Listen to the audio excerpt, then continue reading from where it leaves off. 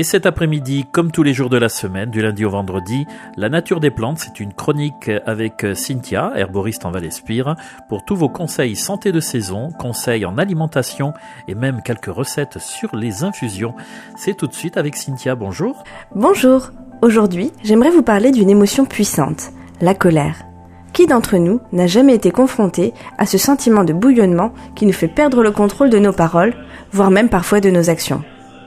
Aristote nous a autrefois lancé un défi en disant « Tout le monde peut se mettre en colère, mais il est difficile de se mettre en colère pour des motifs valables et contre qui le mérite, au moment et durant le temps voulu. » En effet, les regrets amers que peuvent nous laisser les conséquences de la colère nous poussent à tenir compte de cette remarque.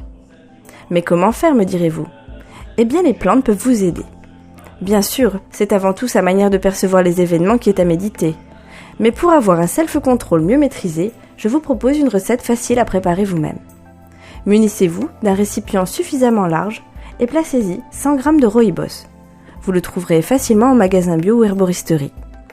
Ajoutez ensuite 20 g de pétales de fleur d'hibiscus, puis agrémentez de 80 g de mélisse émiettée manuellement.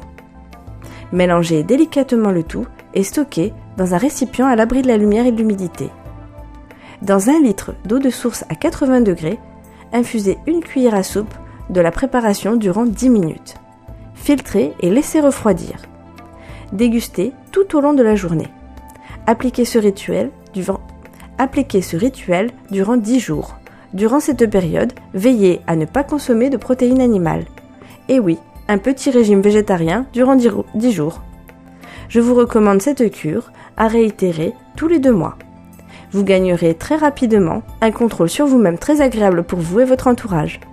Je vous souhaite bonne préparation et vous retrouve demain pour une nouvelle chronique.